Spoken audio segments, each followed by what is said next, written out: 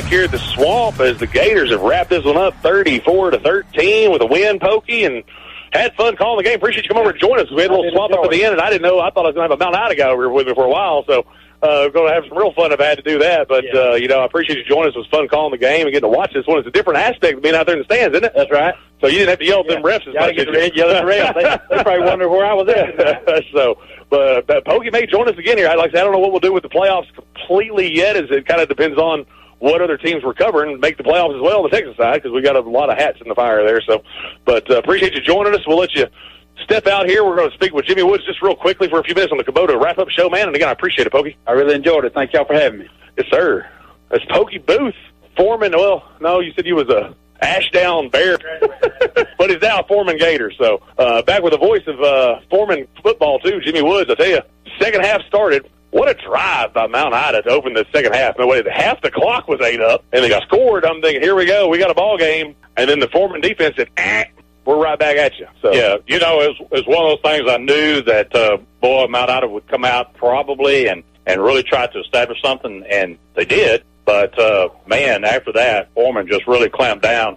And, wow, what a finish. Yeah, what a finish. Heck of a game, man. That's what that last drive that put us up 34-13. I was telling Pokey, still 9 minutes to go in the fourth quarter. I said, you can't say it's over, but it feels like it's over. If we score here, it just feels like it's over. But high school football 9 minutes ago, a good team like Mount Ida, anything can happen. But it had that feeling like Foreman to kind of put that final nail in the coffin and got that one done. So.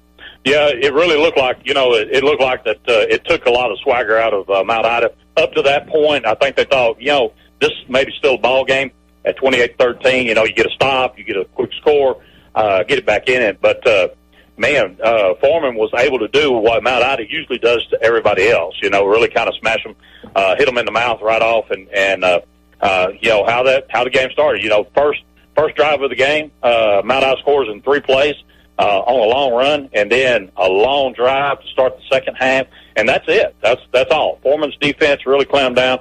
Coach Ivory had put in a really good defensive plan, and it worked to perfection tonight. Except for that long drive, it ate up 6 minutes, and so at that point, you're a little bit nervous. Okay, how's this going to play out? But then Foreman took over from there, and now it's official, 34-13. The Gators in first place in the conference. Gurdon's still undefeated in conference also, so we'll see how things kind of play out here. Right. Foreman, after a win over Mount Ida, best team in the state, playing the second best team in the state. Foreman comes out with the win. Really puts them in the driver's seat, I think. Exactly. And like I said, you never look over a team, but on paper, looks like they're going to roll through the rest of the regular season, hopefully, and go in with a bye, go in with home field advantage. I think Pokey mentioned they ain't won a conference here since '87. Yeah, it's been a while. We'd really love to win the conference. Love to win the state title again, but we'd like to make the statement of we're conference champions. This is a tough conference. Yeah. You got the number 1, 2 teams in the state in this classification, and they're in the same conference. Wow, what a conference. And then we've got 2 good opponents in Mineral Springs and Gurdon. Maybe we can't look over Gurdon, Mineral Springs or Gurdon, either one. For sure. Mineral Springs are going to come in. I know they're going to come in pumped. They're going to be ready to play. It's going to be at their house, and of course, Foreman's got that target on their back. State defending champions. Mineral Springs going to want to come out and establish things early. So we'll just see if Foreman's defense can rise to the occasion over there. And of course, we know how you going to stop Kyron Beatty. That's it. You got to have a game plan to stop him. And as you can see tonight, he turned on the Jets whenever in Lincoln County. One of those last runs right here going this way down the sidelines when he had to cut back to the infield a little bit and then go, which is so impressive. It's finally when I broke out the line. Kyron Beatty doing what Kyron Beatty does, looking like a gangster out there on the football field. He is something else. I'd make you feel old, too. At 87, I was 3, by the way. I just want to mention. It's been a while. It's been a while, yeah, to say the least. Heck, Tracy Lawrence might have still been here back in those days, huh? So, but just good football, man. I'm having fun again. Just watching this team, man. It's just they've got it going on, and got quite a few seniors, but you got a lot of good players that aren't moving on yet. So yeah, we've got a good core here. Like I was telling you in the pregame show, we got a pretty good core. We got a chance to be good for several years, But one of the things in small schools like this, you're a couple injuries away from mediocre. You can go from great to mediocre pretty fast with a couple injuries to some key players, and so our guys it was physical tonight. I mean, Mount Ida, they played a physical game. It wasn't like they didn't roll over and just give it to us, but Foreman dominated. tough game, a lot of hitting going on out there, good hard hitting. Some guys kind of nicked up, but hopefully they'll get some ice baths and kind of get recouped and get ready to play over at Mineral Springs next Friday night. Yeah, did you see Chase Boyd over campaigning to go back out there? Yeah, he wants to go. That's what we were saying with that score and that time left. I was like, yeah, I wouldn't put him back out there, but he's campaigning to go back out there. Yeah, he's a tough guy, and he wants the ball. He really wants I tell you what, it kind of reflective of last year in the few games I got to call and watch. Kyron Beatty, a couple times I thought, oh, man, he's hurt, he's coming out, and he's not going to go back in, but he goes back in every time. Yeah. Nothing serious, thank goodness, but, boy, he gets dinged up a lot, but it's because he's got the ball so much. Yeah, I think every once in a while he's just wanting a breather. I do believe, because he goes in so fast. No, we've got the three-headed monster. We've got we've got some good players there, and if you key on Kyron, okay, they're gonna throw Chase at you. They're gonna throw Isaac and Chandler. Then we got Robbie Smith, and I don't know, you got to see him turn on the Jets tonight. Yeah. But man, he's got a motor. Number 6. Yeah. When they finally put him in, that's what we were talking about there. We hadn't said his name a lot, but once he got in there, man, he was impressive. And then you don't have to use him, but you got a chance to chase Gross on the outsides there anytime you need them too. Yeah, they look like they could probably. They're tall boys. They can go. They can go. So, they're good players. One of the things I told you, these guys don't want to lose.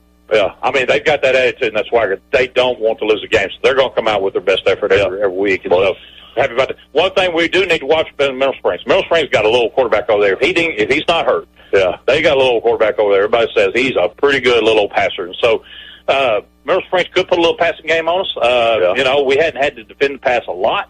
But I know Coach Ivory, Coach King lets Coach Ivory really put the game plan together for the defense. Doesn't mess with it much. Coach King does more about the offensive side. And, Coach Ivory has really put together some good defensive schemes. And I don't doubt that he'll do the same thing next Friday night whenever we play Mineral Springs. Hopefully we can go over there and get the win. Like I say, boy, if we can run the table, go ahead and run the table, get that first round bye, and then home field advantage throughout the playoffs, that's going to be huge for the Gators. Yeah, for sure. I don't know the final numbers, but, of course, Mount Ida had that first run, which was a long run, and then they had that long drive second half. But other than that, they didn't establish a whole lot. They did move the ball some, but they moved the chains a few times, but they didn't really establish a whole lot. It was a little bit uncharacteristic. Foreman really out-physical. I think that's really where the difference was made. Foreman out-physicaled Mount Ida, which is something usually doesn't happen. And seriously, I'm not trying to take anything away from Mount Ida. Mount Ida is a great ball team. They're great. They're well coached. They're fundamentally sound. Foreman just had the better plan tonight, and Foreman out-physical tonight. So actually, Foreman just came out and was just the better team tonight. And even doing the play-by-play in there on the PA tonight, I was a little bit biased. I'm usually not, but wow, when it gets so exciting, you get that exciting game going. I kind of skewed it a little bit toward the Gators, but it excited the Gator fans. But what you saw tonight, you'll probably see the rest of the season. Yeah. You'll see Gators fans everywhere. Yeah. So really huge. Winning does that for you. Well, they deserve it, man. It's been fun, and there's no road that's steeper or meaner than trying to go back to back, but it's a whole lot sweeter when you can get it right. So they got some work to do to get there still, of course, but it's looking like a road, a path that they can easily take, and it's going to be a fun one to follow. So either way, we were going to wrap it up here. Kubota Tractor, our sponsor of our post-game show. Do want to give a shout-out to, again, all of our sponsors, your Gift Box Florist over in Ashdown. Give them a call for all your gift floral needs. Buchanan Law Firm, Mickey Buchanan, take care of you on the law side if you need a lawyer. Fancy Stitches over Janet Stoker. Former FOREMAN Gator. I keep having a problem saying that. Janet Stoker now over in Hooks. They were Fancy Stitches. You can do all your embroidery and designs. Family Medical Group, Dr. Bowman. And another doctor over there slips my name, but she told me that they would support Foreman even though she's from Mount Ida.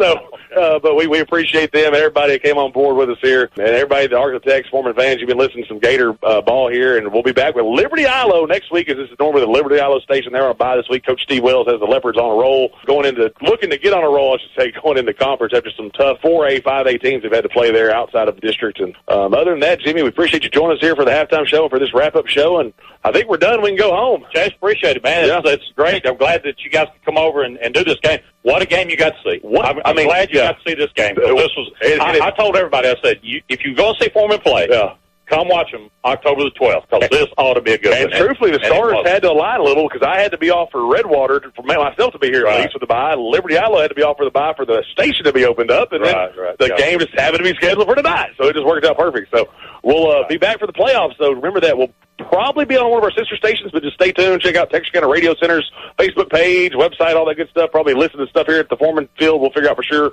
where we're going to be at for the playoffs, which station here, and we'll go from there. But appreciate it, Jimmy. Appreciate Pokey. Chase, man. We're signing off here from Gator Field, and we'll go back to the station. Y'all have a good night. You've been listening to Friday Night High School Football on KTFS 98.7 FM and 940 AM, with the Mount Ida High School Lions taking on the Foreman, Arkansas Gators.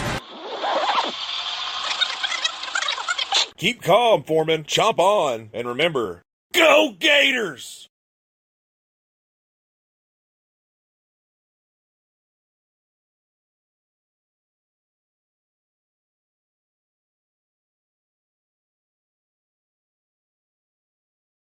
Slide job, baby. Agassiz cuts it back down to the inside. Is not going to have it. Coming to the white flag. Going to be a little contact. Look at Jesse Sweatman pulling that front left tire up off the ground. Doing it dirty style. Peters has adjusted off it right in the 36J.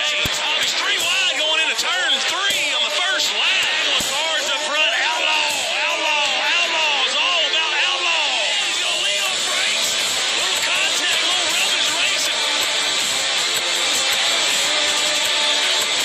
But look at Chris Elliott. He timed it off of 3 and 4. Boy, he's all over the bag of gold. He'll lose a little bit of ground now, though. He's going to get that run off the backstretch off of turn 2.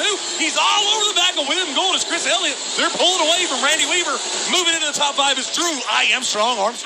Yeah, welcome to the fastest little dirt track himself there, Jeff Hammond. You've got Dustin Young on the outside of you, riding the high line. Coming out turn 4, he'll lead the first lap. Hammond gets a little loose, a little sideways, come out of the corner. They're 3 wide behind him, Zach.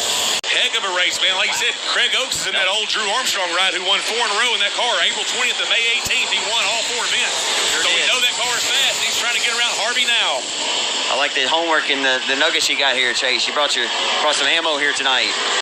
Justin Converse and Jerry Gerson trying to make it a show going into turn 1 and 2 here. Gerson goes around, right in front of Tracy Corp. Contact, Connor Mubert. William McCarty's in it. Oh my, is he missing a tire? We got a 3-wheel 4-cylinder on the backstretch. He's checking out like he heard they had bed bugs at the hotel room. He stayed out during the SmackDown. Oh, man. Wasn't that a crazy story? But right now, side by side for second here on the backstretch. That is a 4X there. Mitch Durham out of DeKalb, Texas, and they're almost 3 wide as they come out of turn 2. They are now 3 wide with Cole Derrick on the outside, Michael King Jr. on the inside, and Jesse Tate is playing the cheese in the middle. But right now, Justin Converse sitting out front as Michael King Jr. pulls us inside going into turn 3 and 4. And Doug Big Jr.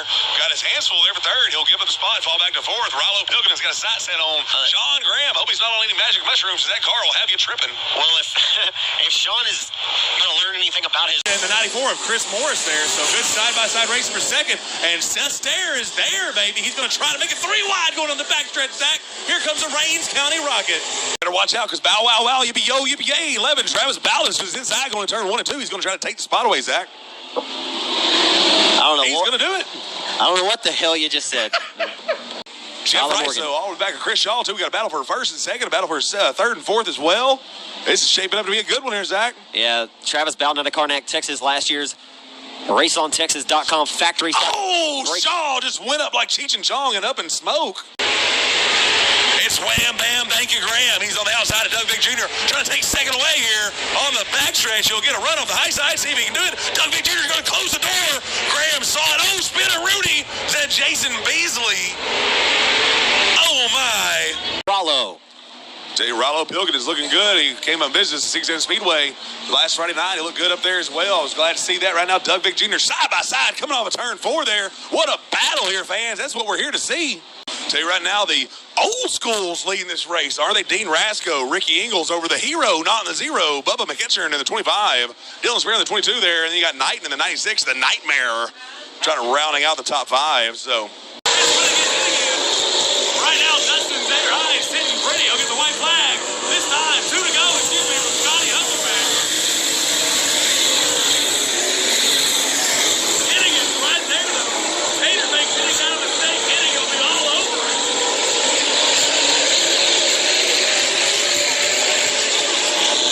White flag this time by for Red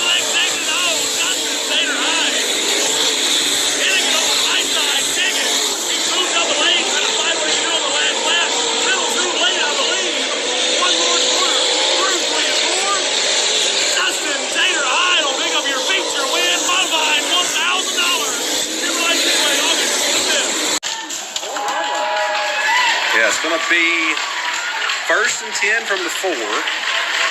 41-27. 6 minutes, 9 seconds left here. I tell you, anything can happen with 6 minutes, 9 seconds left, but I'm feeling good right now, Greg. I'm feeling good right now. We've seen a little momentum change with those Cardinals with those 2 interceptions. Yeah, we're going to see what they can do here. They've got a lot of field to cover, Meridian does. So, Maul defense, again, we need a big step up right here. Kay Townsend's 2 for 2 in the last 2 drives with interceptions. Let's see if he can do it again.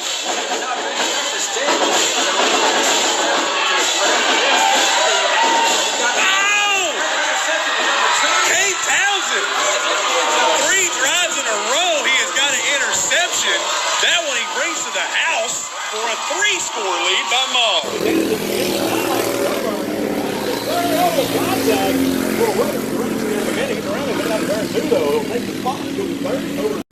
So Moore's going to bring him the green this time.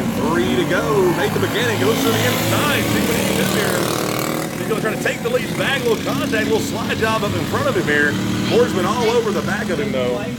As McKinnon has taken the lead with 2 to go. This time by Moore's been all over the back. Now look what he can do. Ryan Lynch is there to pounce if anything happens. They're side by side going down the backstretch here.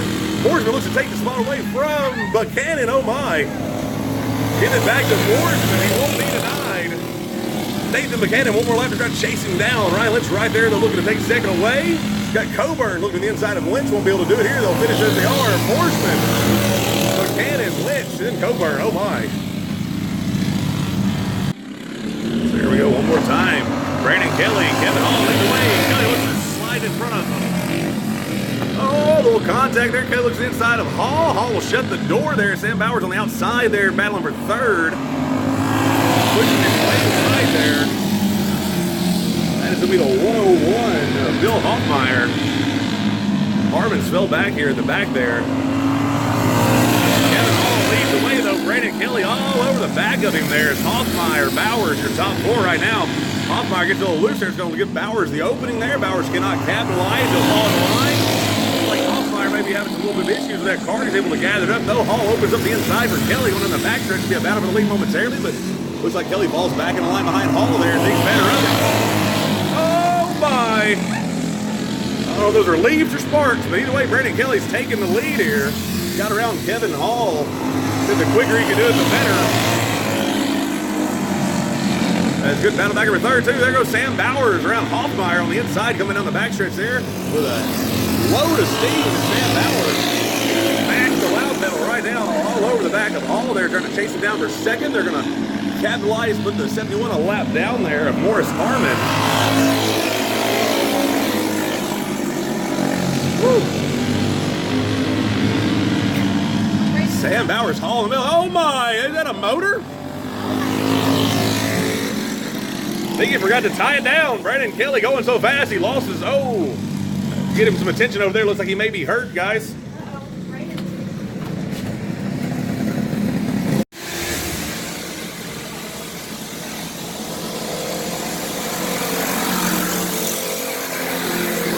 Racing Roy looks to the inside. Can't quite get it done on Lynch there. 1 to go. White flag is out. Racing Roy going to take a pass in the grass. Well, the contact. Race moves all over him. They could almost be 3 wide going in the corner. Race Moon will look to do the same here. Coming to the line. Checkered flag. Oh, my. Give it to Racing Roy in the 35 unofficially with the 2B. Race Moon taking 2nd. And the 36M of Marshall Lynch, I believe, went up 3rd. And one of Ashton Nichols scored in 4th. And the 134 of Andy Taylor.